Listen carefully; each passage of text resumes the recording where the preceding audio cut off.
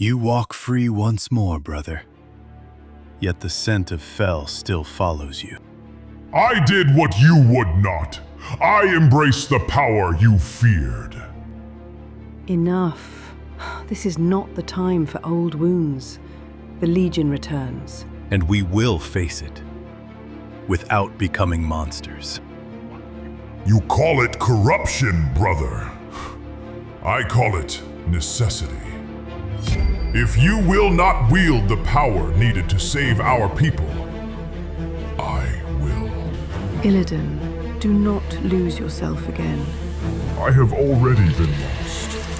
Now, I will be feared.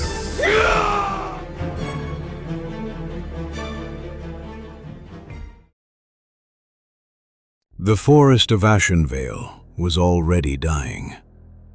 The Legion's corruption spread like poison through root and soil.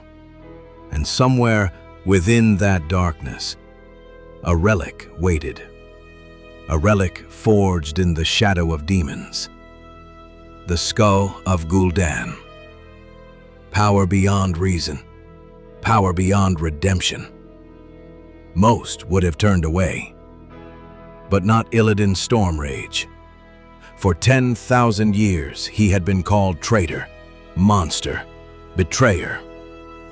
And yet, when the Legion returned to claim the world again, only one among the Night Elves was willing to pay the price required to stop them, even if that price was his own soul.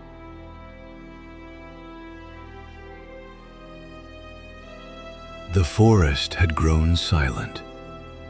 Even the wind dared not whisper among the ancient trees of Ashenvale.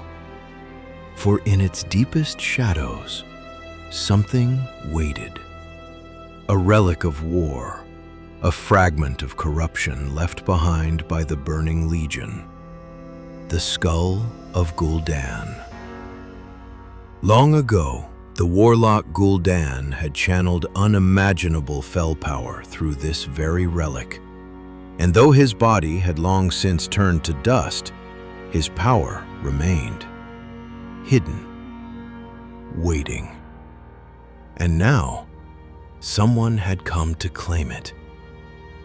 Through the twisted ruins of the ancient temple walked Illidan Stormrage, freed from imprisonment, but not from the weight of centuries. He had seen the Legion's return. He had seen the weakness of those who would oppose it. And he knew one truth above all others. The Legion could not be defeated by purity alone. Power was required. Terrible power. Power that others would fear to touch. As Illidan stepped deeper into the ruins, the air itself seemed to thicken. Fel energy pulsed faintly through the ancient stones. The relic was near. He could feel it calling, whispering, promising strength, promising victory. But every step toward that altar carried a cost, for power like this never came freely. And though Illidan Stormrage had once been a hero of his people, tonight, he would choose a path from which there could be no return. So this is the power they feared. The relic of a warlock who damned an entire world. And yet, they left it here, untouched, feared, hidden away, as if fear alone could stop what is coming. They will call this corruption. They will call me monster. But when the Legion returns, it will not be their purity that saves this world. It will be my sacrifice. The chamber fell silent once more. For centuries, the relic had waited here, hidden beneath broken temples and forgotten stone, a remnant of a warlock whose name had become legend. Gul'dan, a creature of ambition, a servant of demons, a being who had willingly traded his soul for power. And now, That same power rested in Illidan's hands. The Skull of Gul'dan was no ordinary artifact. Within its hollow bone lingered the essence of fell magic itself, the twisted energy of the burning legion. It whispered. It tempted. It promised strength beyond imagination. For most, such power would mean corruption. For Illidan, it meant something else. A weapon. As the fell energy began to stir within the relic, green flames flickered across the ancient chamber walls. The air itself seemed to tremble. Dust lifted from the floor, shadows twisted unnaturally. The relic had awakened, and it had recognized its new master. Slowly, the energy began to answer him, but power like this never comes without a cost. And in that moment, standing alone in the ruins of a forgotten temple, Illidan Stormrage stepped onto a path from which there would be no return. Weakness has cost us everything. Yes, take it. Take the power you were denied. This power, it will destroy me. Or it will make you unstoppable. I will not be weak again. Good. Let the fell flow through you. No chains, no masters, only power!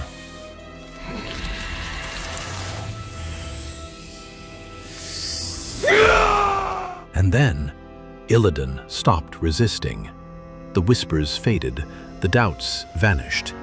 In their place remained only one truth: power. For too long, Illidan had watched the world fall to enemies stronger than himself. Demons, warlocks, armies fueled by dark magic. If such power was the price required to defeat them, then he would claim it. Not as a servant, but as its master. Slowly, Illidan raised the skull. The fell energy within the relic stirred violently now, as if the ancient magic itself recognized what was about to happen. Green fire spilled from its hollow eyes, the chamber darkened. And without hesitation, Illidan Stormrage embraced the power of Gul'dan. The moment the fell magic touched him, the temple erupted with energy. A storm of green flame exploded outward, shaking the ancient ruins to their foundations. The power surged through his veins, through his bones, through every part of his being. It burned, it consumed, it transformed. Ancient runes across his body blazed with light as the fell energy carved its mark deeper into his flesh. The relic that had corrupted countless souls had found a new vessel. But Illidan did not fall. He did not surrender to the chaos. Instead, he endured it. He bent the power to his will. And as the storm of fell magic slowly settled, the warrior who stood within the ruins was no longer the same. Something darker had awakened within him, something powerful, something dangerous. For Illidan Stormrage had not merely taken the power of Gul'dan, he had survived it. But the world had yet to witness what that choice would truly unleash.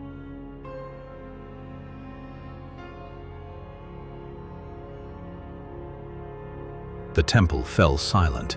Stone and dust buried the ancient chamber, as the echoes of fell magic faded into darkness. Many would believe the power had consumed him, that the relic had claimed another soul. But power does not always destroy the one who takes it.